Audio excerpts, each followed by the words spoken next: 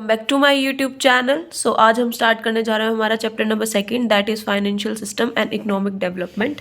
हमने कल Indian financial system का ओवरव्यू किया था कि क्या है, डिफरेंट काइंड ऑफ बैंक्स हैं, डिफरेंट काइंड ऑफ कमोडिटीज़ हैं हमारे पास, कि हम कहाँ कहाँ से फंड रेज कर सकते हैं। So let's we start. Importance and meaning. Finance एक इम्पॉर्टेंट रोल प्ले करता है हमारी इकोनॉमिक डेवलपमेंट में। हमारा फाइनेंस है वो एक बिजनेस का ब्लड है, क्योंकि जब तक हमारे बॉडी के अंदर खून नहीं होगा हमारी बॉडी ग्रोथ नहीं करेगी। तो सिमिलरली अगर बिजनेस में पैसा नहीं होगा, फाइनेंस नहीं होगा, तो बिजनेस भी ग्रो नहीं करेगा। फाइनेंस इज़ द मनी, हम फाइनेंस मनी को बोलते हैं, जो हमारे बिजनेस को रन करने में, उनकी एक्टिविटीज़ को, उनके प्रोजेक्ट्स को कंप्लीट करने में हेल्प करता है। सारी चीज़ों को, वही से agriculture department, infrastructure, human development, हर किसी के लिए हमारे पास फाइनेंस की जरूरत है। अगर हमें खुद को भी बिल्डअप करना है तो हमारे पास पैसा होना चाहिए, खाने के लिए, पहनने के लिए, रहने के लिए। ठीक है। So there are so many categories कि हम लॉन्ग टर्म्स, जो हमारे जो more than 5 year to 7 years चल सकते हैं, हम उनको लॉन्ग टर्म रिक्वायरमेंट कहते हैं फाइनेंस की। जो हमारी फिक्स एसेट होती है, लाइक घर, कार, ये सब, शॉप। मीडियम रिक्वायरमेंट जो हमारी 5 to 7 ईयर तक की ही होती हैं, जो हमें फंड्स की रिक्वायर्ड होते हैं कि हम रिप्लेस करते हैं, like washing machine, fridge, bed, हम ये विद इन 5 to 6 मंथ कर लेते हैं। ठीक है। शॉर्ट टर्म के लिए जो हमारे परचेज ऑफ गुड्स होते हैं, रेंट होते हैं, वेजेस होते हैं, वो जो डेली रिक्वायरमेंट होती है, जो 1 ईयर या लेस देन 1 ईयर के लिए होती है।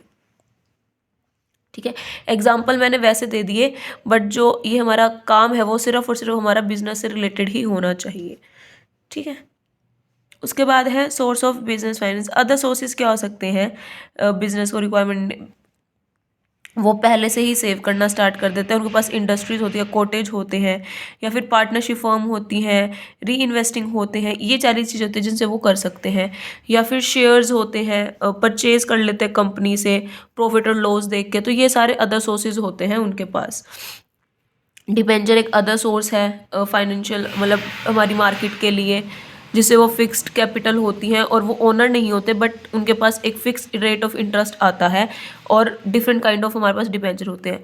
Loan from industrial financial institution, हम लोन्स ले सकते हैं, वो भी बहुत इंपॉर्टेंट प्ले रोल करते हैं, लाइक सीबीडी हो गया, आईएफएस हो गया। ये सारी हमारी जो फाइनेंस है, ये हमें बहुत ही अच्छे इंटरेस्ट पे हमें लोन प्रोवाइड कर देती है। लोन फ्रॉम कमर्शियल बैंक भी हमें बहुत सारे शॉर्ट टर्म और लॉन्ग टर्म लोन प्रोवाइड करते हैं, like industry, commercial sector, terms and condition, इन सबको इंक्लूड करके। पब्लिक डिपॉजिट क्या है? जो पब्लिक डिपॉजिट है वो यही है कि जो हमारे डिपॉजिटर एक्सेप्ट करते हैं, और यूजली अनसिक्योर्ड है, कोई कंपनी एक्सेप्ट नहीं करती हमारा पब्लिक डिपॉजिट, और मोर देन 3 ईयर चल जाता है। और जो हमारी कंपनी है वो एक्सेप्ट करती है हमारे पब्लिक डिपॉजिट को, फुलफिल करती है कंडीशन और गाइडलाइंस को। फॉरेन सोर्सेज क्या है हमारे? जो फॉरेन इन्वेस्टमेंट है वो मेड करती है इंडिविजुअल को, फॉरेन कंपनीज को, प्राइवेट इंस्टीट्यूशन और अनदर कंपनीज को। फॉरेन डायरेक्ट इन्वेस्टमेंट्स हैं, फॉरेन डायरेक्ट इन्वेस्टमेंट है जो हमारे इन्वेस्टर्स को व्यू करते हैं, एस्टेब्लिशमेंट करती है। फुल ऑनरशिप और मैनेजमेंट है अदर कंट्रीज़ की पार्टिसिपेट करने के लिए। पोर्टफोलियो है, जो हमारे इन्वेस्टर्स हैं परचेज करते हैं डोमेस्टिक कंपनी से, उनका कंट्रोल भी रहता है मैनेजमेंट के ऊपर भी। एफडी है, मतलब जो एफडीआई है, जो फॉरेन डायरेक्ट इन्वेस्टमेंट है। ठीक है। Loan from foreign government and international institution, हम वहाँ से भी लोन रेज करवा सकते हैं अगर हमें रिक्वायरमेंट है तो। फाइनेंस कॉरपोरेशन, इतनी सारी है जो हमें ऑल्सो फॉरेन कंट्रीज़ के उस फॉरेन करेंसी के नाम पे लोन प्रोवाइड कर देते हैं। ठीक है। पब्लिक सेक्टर को और प्राइवेट सेक्टर को भी दिए जाते हैं। फॉरेन कमर्शियल बोरिंग्स होती हैं, जो लोन्स हमारे ऑब्टेन्ड होते हैं, और कमर्शियल बैंक, एनआरआई, गवर्नमेंट, जिनका rate of boring more than the rate of interest loan होता है, कि मतलब ज़्यादा होते हैं। ठीक है। मीनिंग ऑफ इकोनॉमिक डेवलपमेंट, क्या डेवलपमेंट है हमारी? देखिए, जो मीनिंग है वो है टाइम चेंज होता रहता है। ट्रेडिशनल के अकॉर्डिंग जो नेशनल कंपनीज हैं वो इंक्रीज हो जाती हैं, और जो लेटेस्ट पर कैपिटा इनकम है वो भी इंक्रीज हो जाती है। Reason education developments in overall improvement चलती है। यहाँ पे इन्होंने काफ़ी सारे अप्रोच दिए हुए हैं। देखिए, सबसे पहले क्लासिकल अप्रोच, मतलब ट्रेडिशनल, जो सबसे पहले डेफिनेशन है income increase in national income. National income में कैसे होता है? जो इकोनॉमिक डेवलपमेंट है वो एक प्रोसेस है जो इकोनॉमिक की रियल नेशनल इनकम को इंक्रीज करता है over the period of time. Formula दिया हुआ है, real income is equal to monetary income at current prices divide by price index level. ठीक है। और जो हमारी रियल पर कैपिटा के अकॉर्डिंग कैसे चेंज करते हैं, जो इकोनॉमिक डेवलपमेंट है वो प्रोसेस है। और रियल कंट्री जो पर कैपिटा इनकम है और जो ग्रोस नेशनल प्रॉफिट है वो इंक्रीज कर देता है over sustain period of the continuous increase in the per capita, जैसे national income divided by population size और फिर real national income divided by population. ठीक है, modern view of economic development क्या है, जो हमारे टर्म्स वेलफेयर को, पास्ट को, डिपॉजिटिस को और जो हमारी वेलफेयर है इन टर्म्स को सेटिस्फाइड कर देता है हमारे पीपल्स को, और जो प्रोसेस है वो पर कैपिटा उनको रिड्यूस कर देता है, इन इक्वालिटी, पॉवर्टी, लिटरेसी, डिसीजन इनको कम कर देता है। और जो इम्प्रूवमेंट है सोशल वेलफेयर की वो उनका लिविंग ऑफ स्टैंडर्ड भी रेज कर देता है। इन्होंने देखो कहा हुआ है डेफिनेशन में, फर्स्ट डेफिनेशन में, जो इकोनॉमिक डेवलपमेंट है वो एक प्रोसेस है रियल पर कैपिटा इनकम और economic welfare increase over a period of time. मतलब इकोनॉमिक वेलफेयर को भी इंक्रीज करता है। देखिए सबसे पहले वही 4 चीज़ें हैं, 5 चीज़ें हैं। रियल पर कैपिटा को इंक्रीज कर देता है by estimating dividing real national income by population. Economic welfare को इंक्रीज कर देता है, जो हमारी वेलफेयर को इंक्रीज कर देते हैं इन सच अ मैनर, जब हमारे नंबर इंक्रीज होते हैं लिविंग के, पॉवर्टी के लाइन के, तो वो जो बिलो पॉवर्टी के वो डिक्लाइन हो जाते हैं और वो डिक्रीज हो जाती है हमारी इनइक्वालिटी। हेल्थ फैसिलिटीज़ को भी इंक्रीज कर देता है by reduction in formality rate, control diseases, मतलब जो अदर बीमारियां उनको रिड्यूस करके वो इंप्रूवमेंट कर देते हैं उनके स्टैंडर्ड ऑफ लिविंग और क्वालिटी ऑफ लाइफ पे। बेटर एजुकेशन दे देते हैं, कैसे, जो एजुकेशन से टीचर्स इंप्रूव कर सकते हैं अपनी स्किल को, वो प्रोवाइड करते हैं। और मेल और फीमेल दोनों अब स्टडी अप करने लग गए हैं। Judicial use of national resources, जो हमारे नेशनल रिसोर्सेज हैं उनका प्रॉपर यूटिलाइजेशन करने लगे, एक्सेसिव यूज़ करने लगे, हमारे नेचुरल रिसोर्सेज को भी यूज़ करने, रैशनलाइज करने लगे। जो हमारी फ्यूचर जनरेशन है वो उनको मीट्स हो गए रैशनल नेचुरल रिसोर्सेज की। ना role of financial in economic development क्या है, जो इकोनॉमिक डेवलपमेंट है वो not implies only the sustain rise in real per capita over long, it also increase the social welfare, structural industrial technology changes in tune with the in the process of growth. मतलब क्या कहना चाह रहा है कि सिर्फ और सिर्फ पर कैपिटा इनकम नहीं इंक्रीज करती, साथ ही साथ हमारे बहुत सारे अदर फंक्शंस भी परफॉर्म करती है। एक को डेफिनेशन दिया, financial market, financial institution, financial instrument are the prime movers of economic development. Economic development depends on the existence of well functioning financial market. The development of financial structure is actual necessary condition to economic development. मतलब इन सब का एक prime move है, एक functioning है जो depend करती है हमारी इकोनॉमिक डेवलपमेंट के ऊपर। जो हमारे फाइनेंशियल मेनली डिपेंड होते हैं सेविंग्स पे, मोबिलाइजेशन पे, इन्वेस्टमेंट पे। प्री रिक्वेस्टीज है जो फाइनेंसिंग है जनरेशन की in the investment place, financial का एक काफ़ी अच्छा खासा रोल प्ले करते हैं, जो हमारे पब्लिक प्राइवेट दोनों सेक्टर है फाइनेंशियल रिसोर्सेज के, और एक वाइटल रोल भी प्ले करते हैं अपनी अपनी पीपल्स को सेव करने में, उनके एफर्ट्स लगाते हैं और मोबिलाइजेशन एंड डिस्ट्रीब्यूशन करते हैं।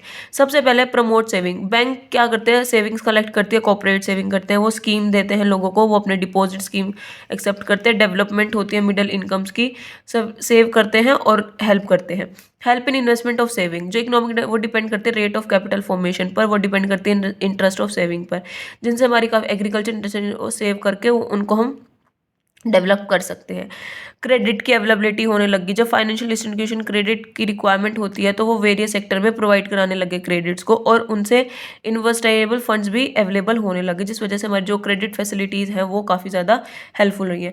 Helpful in development of priority sector, जो हमारे प्रायोरिटी सेक्टर हैं उनको भी हम ज़्यादा अब हेल्प करने लगे, like agriculture, micro and small enterprises, week section of the society. हम इनको क्रेडिट पॉलिसी देने लगे, जिस वजह से इनकी डेवलपमेंट होती है और इनका सेल्फ सफिशिएंट जो अटेन फूड ग्रेन का है वो भी इंक्रीज हो गया, डिस्ट्रीब्यूशन जो इनकम और वेल्थ के बीच होता है। Helpful in balance regional development, जो हमारे बैंक है स्पेशली रीजन में, वो मैसिव एक्सपेंशन है बैंक ब्रांचेस की, जो लोन प्रोवाइड करते हैं हमारे अननोटिफाइड बैकवर्ड एरिया से, जिसका एक हेल्प है उनको प्रमोट करने में, ताकि वो भी प्रमोट हो जाए। हेल्प इन प्रमोटिंग एक्सपोर्ट, हमारे एक्सपोर्ट और इंपोर्ट के भी बैंकीज है, जैसे एग्जिम है, इंपोर्ट एक्सपोर्ट ऑफ बैंक है, जो हमारे एक्सपोर्ट और इंपोर्ट के क्रेडिट नीड्स को भी प्रमोट करता है और उनकी हेल्प करता है। हेल्पफुल इन एंटरप्राइनर डेवलपमेंट, जो हमारे जो जो हमारे इशू ऑफ शेयर है, डिबेंचर है, पब्लिक है, बॉन्ड्स है, उनको भी पब्लिक में इशू करने के लिए हमारा एक्सपेंड करता है हमारे बिजनेस को। हमें काफ़ी ज़्यादा जब हमें इन्वेस्टमेंट की जरूरत पड़ती है ड्यू टू फंड्स की, तो तब वो हमें लोन प्रोवाइड करता है इन सब सारी चीज़ों को कवर अप करने के लिए। हमारे एग्रीकल्चर सेक्टर को, हमारे इंडस्ट्रियल सेक्टर को भी हम प्रमोट करते हैं, लाइक नाबार्ड और बहुत सारी सीबीडी, सारे ऐसे इंस्टीट्यूशन है जो अब इन चीज़ को जो महाजन है, शौकीन है, वो भी अब डिपेंडेंट होने लगे हमारे नाबार्ड पर।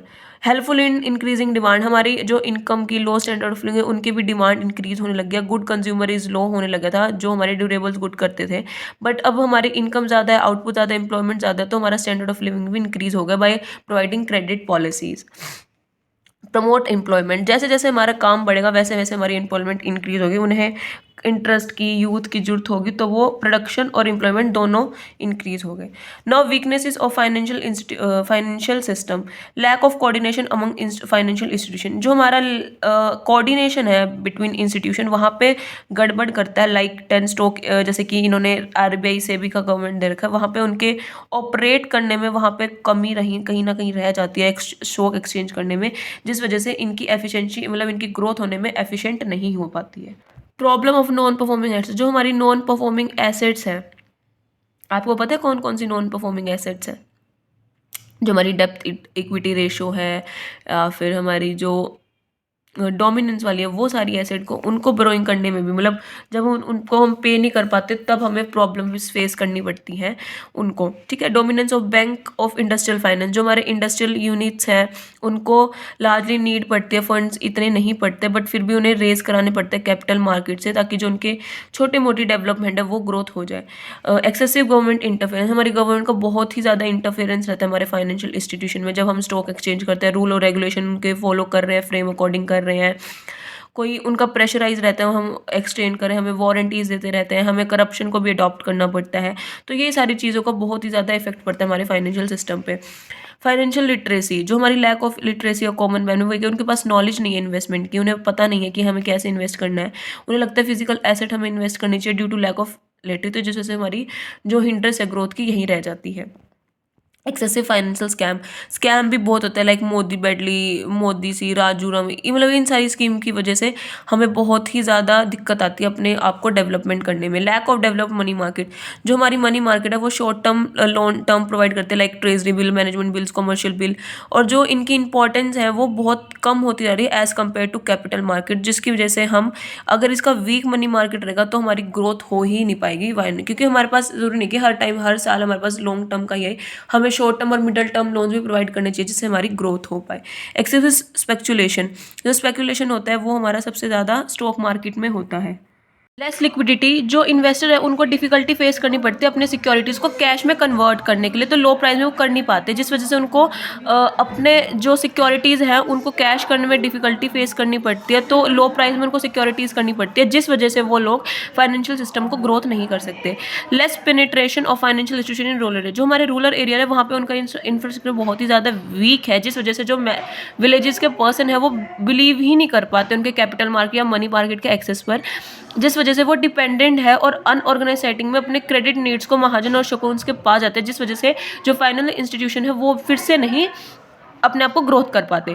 Week management of stock exchange, जो हमारी वीक जो स्टॉक एक्सचेंज की मैनेजमेंट है वो भी इतनी ज़्यादा वीक है due to by government interference, जिस वजह से वो लोग इतना इंटरेस्ट ही नहीं लेते स्टॉक एक्सचेंज के अफेयर में, जिस वजह से जो उसकी मैनेजमेंट है वो उनकी परफॉर्मेंस पे इतना ज़्यादा नेगेटिव इफेक्ट करती है, जिसकी वजह से जो हमारे क्लाइंट और ब्रोकर्स हैं वो उनकी ट्रांजैक्शन में मॉनिटर करा जाता है, और जिसकी वजह से जो ब्रोकर और सब ब्रोकर है वो फ्रेडुलेंट एक्ट्स कर देते हैं, जिस वजह से हमारी फाइनेंशियल इंस्टीट्यूशन फिर से ग्रोथ नहीं कर पाती है।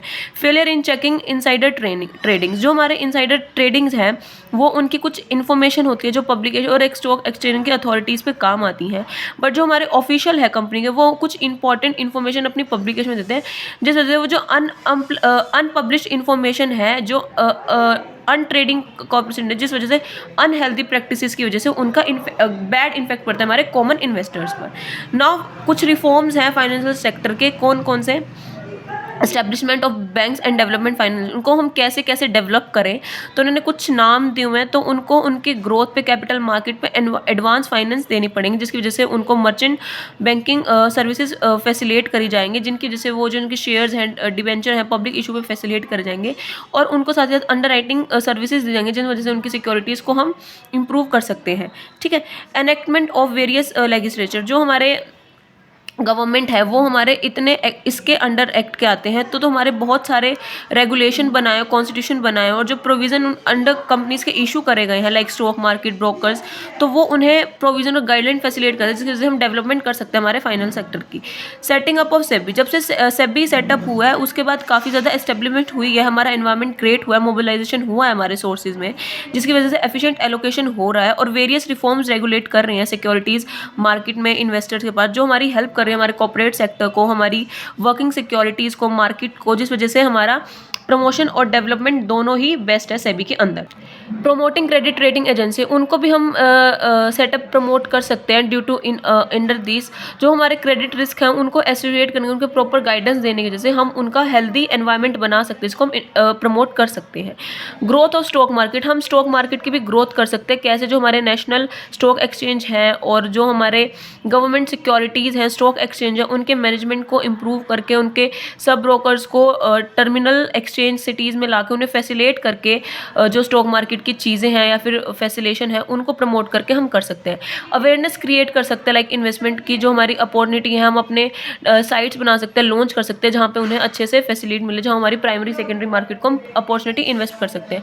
म्यूचुअल फंड्स को हम प्रमोट कर सकते हैं, जो हमारे मनी मार्केट है या फिर फर्स्ट म्यूचुअल सेटअप है या फिर जो कॉर्पोरेट आर्ट्स है पब्लिक सेक्टर में, प्राइवेट सेक्टर में, जिसकी वजह से हमारी कैपिटल मार्केट की ग्रोथ हो सकती है। साथ ही साथ हम अपने इंटरनल नेशनल कंपनीज मार्केट में भी अपने रेज फंड कर सकते हैं, अपने सिक्योरिटी की डीमेटलाइजेशन कर सकते हैं थ्रू डिपॉजिटेड, उन्हें हम डेबिटेड में परचेज कर दें, क्रेडिट में दे दें, उस वजह से हम बहुत ही ज़्यादा बेस्ट है। जो हमारी इंटरनेट ट्रेडिंग है उन्हें हम एलोकेट कर सकते हैं, अपने उनके थ्रू मीडियम अपने ब्रोकर से बात कर सकते हैं, जिस वजह से हमें काफ़ी ज़्यादा हेल्प मिल सकती है अपने फाइनेंशियल सिस्टम को ग्रोथ करने के लिए। ठीक है, तो इसी के साथ आपका चैप्टर नंबर 2 खत्म होता है। कोई डाउट हो तो कमेंट सेक्शन में कर देना, और साथ ही साथ पूछ लिया करो ताकि आपका साथ साथ प्रिपेयर होता रहे। सो वीडियो को लाइक, शेयर, कमेंट कर देना, चैनल को सब्सक्राइब कर देना। Thank you, have a nice day.